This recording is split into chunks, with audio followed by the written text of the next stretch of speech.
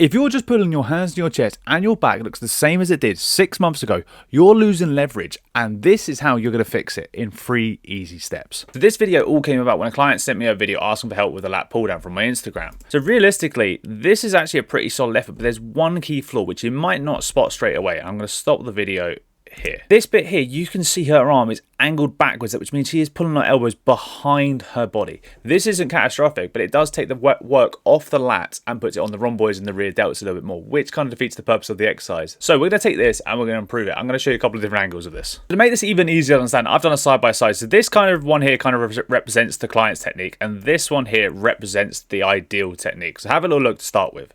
So as you can see here, straight away, my elbow is pointing backwards in the less favourable one, right? Whereas if you look immediately here, the elbow is pointing more down towards my hip. This technique is called not breaking the glass. It's a very simple thing. I'm going to draw a line from the shoulder behind the body, okay? The elbow is just in contact or just in front on what we want to actually achieve. Whereas in the one where we did before, you can see the elbow is clearly behind the body here. It breaks the glass. When you break the glass, what happens is this is no longer using the lat. You're now using the stuff on the middle of the back, which is closer to doing a horizontal row with a wide grip. Again, useful, but not for the exercise we're doing. So we want to get closer to this position. So playing the video again one more time. The difference is, rather than pulling with the hands towards the chest, okay, we're going to drive the elbows down towards the hip. So elbow goes down towards the hip, whereas in the first one, the hand is being pulled towards the chest. You can see it angles backwards. So elbow downwards versus hand to chest. That will instantly fix this. I'm going to show you from behind now, and that will make this point even more important. So from behind, what you're going to see is the elbows stay quite wide on this one when I'm pulling the elbows behind the body. They stay out here. What we actually want to see is the elbows come in line towards the body. So you'll see it here now. The elbows sweep inwards. So again, if I draw the path of them, they're there. They curve inwards towards the end. This is maximizing the use of the lats. Again, in the first instance where I'm keeping the arms wide and I'm driving the elbows behind the body, you can also see the muscles around the shoulder blades working far harder. Whereas when I'm pulling through here, I'm working driving the elbow down, and we're now recruiting more of the lats. This is what we want to work towards. Before we get on to the next technical tip, actually setting up your seat is going to be far more important. So this is where I sat down originally. If I can fully grip up here, fully sat down, I'm going to lose tension at the top of every single rep. So we need to lower this down so I can get further underneath it. And now you'll watch, I can't fully grip it when I'm fully sat down. So I now have to stand up, grip the handle, and then drop my arse into place. You'll see the difference is now at this position here, my arms have got the tension of the weight whilst sitting. So I can reach my arms up as high as possible and keep that weight through my lats. I'm no longer relaxing and taking the weight off my shoulders every single time. Very easy to do, but often very overlooked. So next technique tip, we're actually going to look at the shoulders, the shrug. So you can see here, my shoulders are elevated towards my ears already. If you used to hold a phone like I did in the 90s, you'd put your shoulder up towards your ear. That's what's going on here.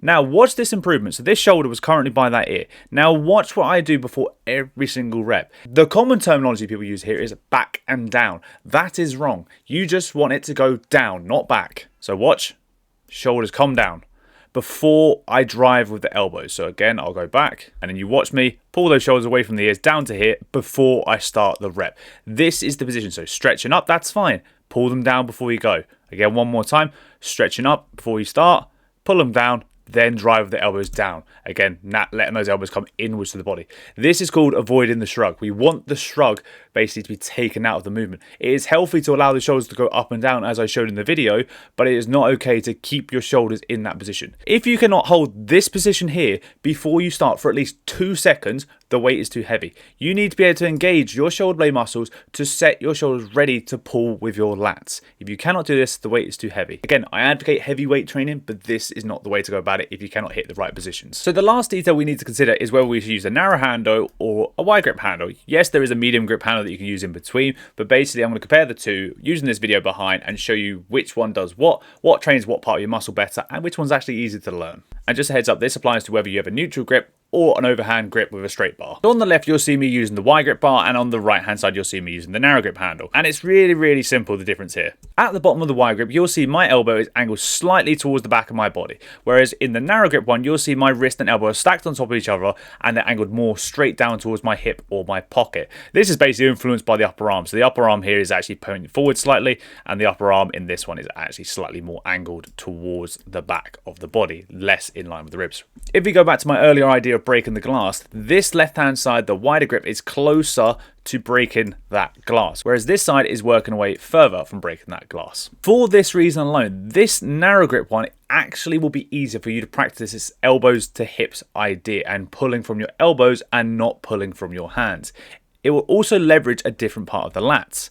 Typically, elbows in a narrow grip position like this will leverage the lower part of the lats down here, whereas a wider grip one, as I've mentioned plenty of times before, is closer to a horizontal wide grip row. It's going to use more of the rear delts and the rhomboids, but it's also going to target the upper portion of the lats. It's going to kind of work on that width of your upper back. I would recommend, if you're still trying to get the grasp of this, I would stick to this narrow grip one over here first and spend most of your time there. It's easier, you can overload it faster, and you naturally get a better feeling here, whereas on this one, it takes a little bit more skill to kind of differentiate it. However, this is a great variation to add in later on down the line. So to make this super simple, I put the 4 key points on the screen here, and I want you to screenshot it, take a picture, whatever it is, and keep this for your next back day. That way you'll know exactly what to do, get the most from your exercise, and you won't be wasting your time. As always, if you found this useful, please like the video, please subscribe, and if you have any more questions or any more videos you want me to make, comment below.